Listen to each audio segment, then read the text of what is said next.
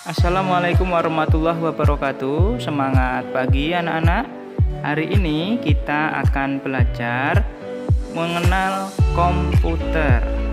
Barangkali di antara anak-anak sekalian sudah tidak asing lagi dengan komputer. Sebelum membahas lebih jauh mengenai peralatan komputer, kita perlu tahu mengenai elemen-elemen yang terdapat pada komputer. Setidaknya terdapat 3 elemen yang harus kita ketahui yang menjadi faktor utama pada suatu komputer. Yang pertama adalah perangkat keras atau hardware. Merupakan komponen yang ada pada komputer, bisa dilihat secara kasat mata dan mampu disentuh secara fisik. Hardware atau perangkat keras terdiri dari beberapa macam. Yang pertama adalah monitor yang berfungsi untuk menampilkan semua perintah yang diberikan. Jadi ketika kita memberikan perintah pada komputer, maka perintah itu akan ditampilkan pada layar monitor. Yang kedua adalah CPU, Central Processing Unit. CPU berfungsi untuk memproses data yang masuk ke dalam CPU. Jadi kalau monitor untuk menampilkan, maka CPU merupakan otak dari komputer itu. Selanjutnya, untuk yang paling sering kita sentuh yaitu adalah keyboard.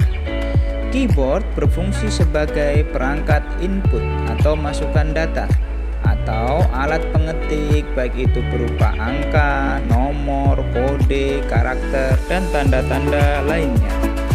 Selanjutnya yang masih juga termasuk ke dalam hardware atau perangkat keras yaitu printer. Printer merupakan peralatan keluaran atau output yang berguna untuk mencetak hasil dari proses komputer, baik itu berupa grafis, huruf, atau gambar pada kertas. Berikutnya yang masih masuk dalam perangkat hardware atau perangkat keras yaitu hard disk yang merupakan media penyimpanan data. Nah, kalau dulu hard disk hanya ada pada komputer saja, sekarang sudah ada hard disk yang bisa dibawa kemana-mana. Jadi sekarang sudah ada hard disk internal dan eksternal. Selanjutnya yaitu mouse. Mouse juga merupakan bagian dari perangkat keras atau hardware. Ini biasanya digunakan sebagai alat penunjuk yang digunakan untuk mengatur suatu menu pada program aplikasi melalui pointer.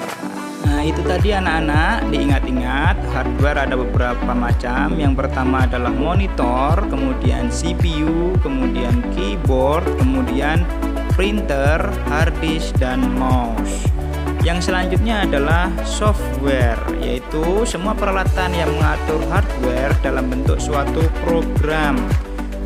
Contoh software yaitu Microsoft Windows, Office, program antivirus, program aplikasi, dan program visual, termasuk program Microsoft Word yang berfungsi untuk mengolah kata, program Microsoft Excel yang digunakan mengolah data maupun angka, juga program CorelDRAW yang berguna untuk mengolah gambar.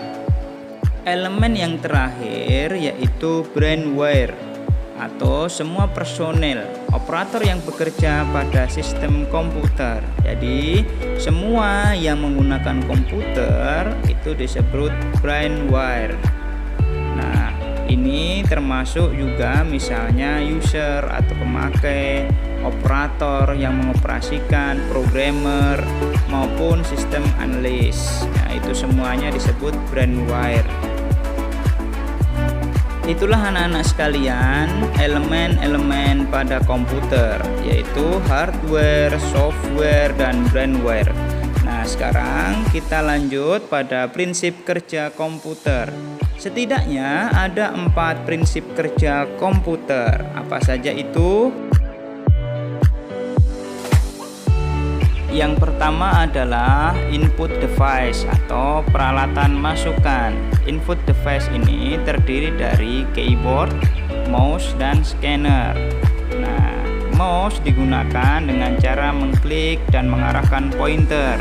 Keyboard digunakan dengan mengetik dan menginput data. scanner dengan menyekan gambar. Selanjutnya yaitu CPU device atau peralatan pemrosesan atau pengolah data.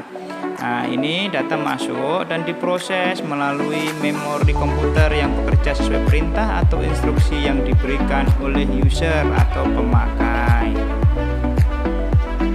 Selanjutnya adalah output device, yaitu menampilkan proses dan hasil pemrosesan komputer, terdiri dari monitor yang berguna menampilkan proses yang berlangsung pada komputer dan printer mencetak hasil proses yang dilakukan oleh komputer.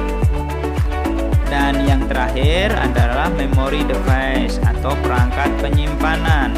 Perangkat penyimpanan terdiri dari memori internal dan memori eksternal.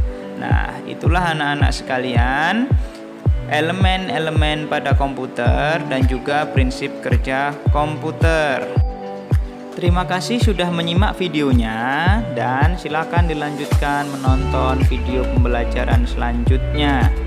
Mudah-mudahan apa yang disampaikan bisa memberikan makna bagi anak-anak sekalian. Terima kasih. Assalamualaikum warahmatullahi wabarakatuh.